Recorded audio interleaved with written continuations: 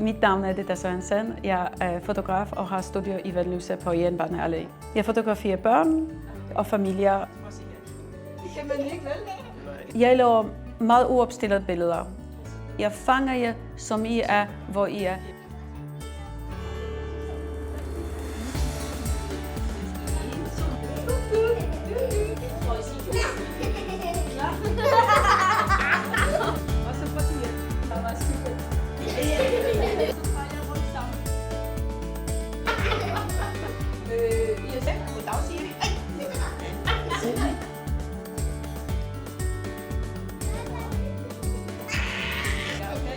Når jeg fotograferer, så er det tit kaos, og det er i den her kaos, jeg finder jer så naturligt som muligt.